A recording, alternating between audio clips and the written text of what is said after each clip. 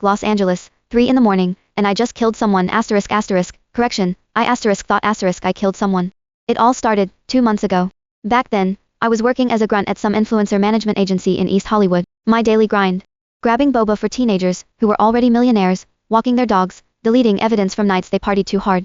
The boss was this sketchy dude with an unpronounceable name, so we all just called him Shark because he rolled up in a Rolls-Royce Cullinan with a custom plate that read, Shark. Shark had one rule, never ask where the money came from.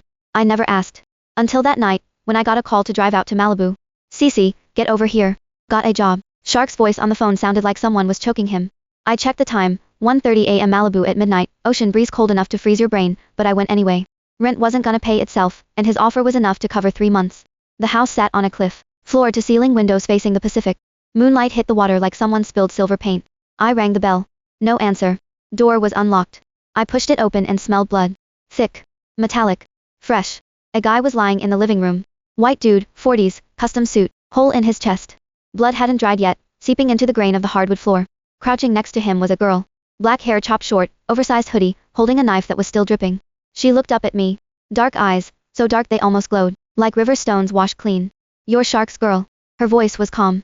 I stood in the doorway with one thought running through my head. Asterisk I knew I shouldn't have come. Asterisk, 3 years in LA, I'd seen plenty of ways to die. Homeless dude audit outside a 7-Eleven. Rich housewife washed up in her own pool after too many Xanax. Drive by bullet holes in Boyle Heights. But this was my first time standing in a room where someone just got stabbed. I didn't run. Not because I was brave. Because my legs gave out. The girl stood up, tossed the knife onto the coffee table. The blade landed point first in a magazine, right on Kim Kardashian's face. Relax. He's not dead. She wiped her hands on her hoodie, nodded at the guy on the floor. At least not yet. I stared. His chest was still moving. Shallow breaths, blood still leaking. Did Shark send you? Like an ambulance or something?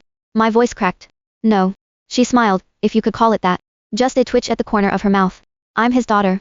It took me 2 seconds to realize he meant the guy bleeding on the floor. You stabbed your dad. Stabbed him.